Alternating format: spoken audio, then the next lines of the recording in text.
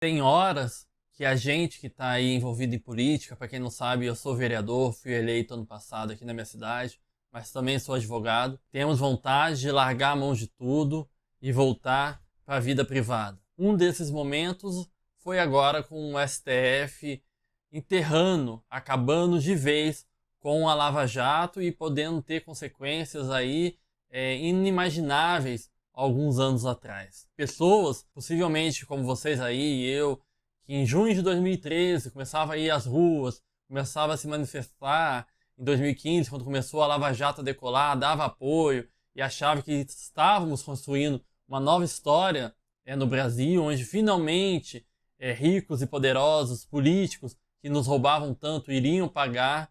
Essa esperança foi água abaixo quando o processo chegou no STF. Falar um pouco juridicamente, já que eu sou advogado. Nós temos aqui uma sinuca de bico. Imaginem vocês, o Brasil tem primeiro grau, segundo grau, o STJ já em Brasília e STF, penal e civil, né? O processo, quando chegou no STJ, ele falou que a vara competente era lá Curitiba. E o mesmo processo, quando chegou no STF, falou que a vara competente era Brasília. Então, de um jeito ou de outro, o processo seria anulado. Se tivesse começado em Brasília, quando chegasse no STJ, ia anular porque ia falar que era Curitiba. Agora que começou em Curitiba, quando chegou no STF, anularam falando que é Brasília. Para vocês verem como que é difícil esse emaranhado de leis que o cidadão comum não consegue entender e são os artifícios que os ricos e poderosos possuem para se verem livres das grades. Já que um cidadão comum não vai ter dinheiro para contratar uma banca de advogados que vai bater na porta do ministro do STJ, do STF, vai despachar pessoalmente, levantar várias teses, fazer pressão. Não, o cidadão comum quando muito consegue ir para o segundo grau, porque advogado custa caro e a defensoria, abarrotada de processos, não consegue fazer um trabalho decente nesse nível, né? Com esse grau de esforço.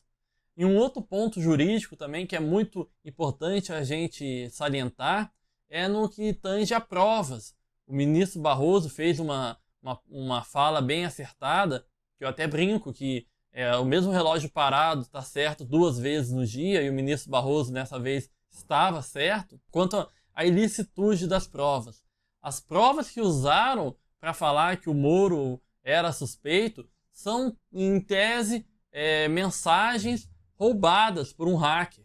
Essas mensagens nunca tiveram a sua autenticidade comprovada e o Moro sequer falou dela porque elas eram meios de ilícito. Ou seja, o STF aceitou meios de prova ilícito. Qual outro meio de prova que eu poderia dar aqui num absurdo para vocês entenderem como está tão errado isso? Imagine que eu preciso de uma confissão e para conseguir essa confissão eu uso da tortura. É um meio de prova que veio por um ilícito, a tortura. Essa confissão iria valer ou não num processo? É evidente que não vale, porque ela foi obtida de modo ilegal. Da mesma forma, se essas conversas fossem verdadeiras, o que a gente não sabe, elas também foram obtidas por meio ilícito. Por isso não tem como um processo, e a nossa história de garantismo, a nossa história constitucional deixa isso sempre claro, não teria como essas provas serem aproveitadas. Mas o STF quis livrar o Lula, quis colocar uma paz de cal na Lava Jato e aceitou essas provas. Então, do meio jurídico, aqui eu já mostrei 2 aspectos que já mostram como que essa manobra do STF vai contra tudo que a gente pode acreditar e a gente deseja para o nosso país sério, país que combate a corrupção e um país que os políticos que roubam param na cadeia. Mas não para por aí. O aspecto também que eu gosto de falar é o político. O que acontece? No STF, 7 dos ministros são indicados pelo PT. E esses ministros querem falar que o Moro que é suspeito. Causa um desânimo assim grandioso, a gente fica até pasmo e buscando forças para continuar a fazer um trabalho sério, a querer discutir política, trazer pessoas de bem para a política, tentar afastar aqueles discursos, né, que a gente escuta muito de que ninguém presta, o sistema é podre e não tem jeito. quando a gente vê manobras como essa. Na Itália, da onde a Lava Jato buscou a inspiração na chamada Operação Mãos Limpas, que buscava combater os mafiosos italianos, aconteceu a mesma coisa. Os mafiosos usaram seu poder junto a políticos, mudaram a legislação e acabou virando em pizza. O Brasil tentou fazer diferente, usou da mídia, tentou chamar o povo. Quem não lembra aí do episódio do Bessias, Jornal Nacional, falando que a Dilma Rousseff queria livrar o Lula, e o Moro usou disso para trazer força para a Lava Jato, conseguir apoio popular. Passaram-se os anos, Lula foi condenado no 1º grau, condenado no 2º grau, condenado no 3º grau no STJ, mas quando chegou no STF, infelizmente foi feito aí esse vexame que todo mundo acompanhou, colocando água abaixo qualquer esperança que a gente pudesse ter de que realmente a Lava Jato iria vingar os brasileiros. O que acontece agora é exatamente o oposto. Os corruptos parecem que estão buscando vingança. Estão querendo ir em cima do Moro, do Dallagnol e de toda a força-tarefa da Lava Jato para talvez falar que ninguém mais possa ter coragem de bater de frente com os corruptos. E pior, a pior consequência que a gente vai ter não para o Lula, porque o Lula, apesar desse processo, responde a vários outros e logo está condenado, vai preso de novo, se Deus assim quiser. Mas a pior consequência, além de todo mundo querer embarcar, aí tu pode pegar o Cunha, os donos das maiores empreiteiras do Brasil, todo esse pessoal corrupto que fez um esquema de corrupção enorme, buscar também a anulação e a Lava Jato realmente se perder e ser enterrada.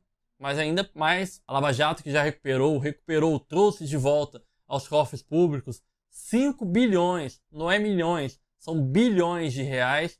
Se anular todo esses processos, pode ser que daqui a 1 mês, 2 meses, 6 meses, 1 ano, nós brasileiros tenhamos que devolver esse dinheiro aos corruptos. Ou seja, um tapa na cara do brasileiro de bem que trabalha, paga impostos, é honesto, cria a sua família e tem que ver que um corrupto que rouba da saúde, da educação, é até condenado, mas quando chega no maior tribunal do Brasil, o que deveria dar segurança jurídica, faz uma palhaçada dessa e acaba tendo que até, em uma hipótese não muito distante, ter que devolver dinheiro aos corruptos. São momentos como esses que aquela máxima brasileiro não desiste nunca, que nós precisamos ter esperança, que floresce, e eu espero você que está me assistindo, que está vendo até o final esse vídeo, pense comigo. Se a gente desistir agora, todo o trabalho que foi feito pela Lava Jato, tudo que a gente veio combatendo desde as manifestações lá de 2013, vai por água abaixo e os corruptos vão se chafurdar do nosso dinheiro mais uma vez. Não podemos desistir, apesar de dar muita vontade.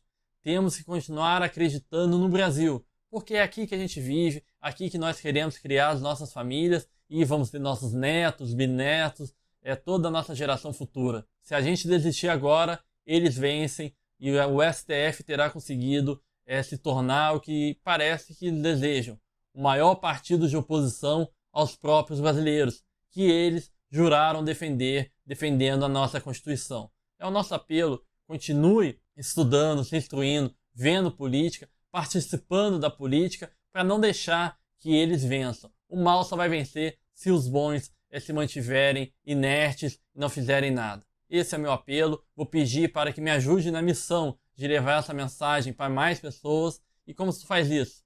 Se inscrevendo no canal, compartilhando com os amigos, vendo nossos vídeos, ativa o sininho para receber as notificações, siga que toda semana a gente tem 2 vídeos novos, conversando de política de forma fácil, assim, face a face, eu falo minhas experiências, minhas opiniões, e a gente pode discutir aí o que você quiser acrescentar nos comentários, que a gente lê e sempre dá resposta a todos.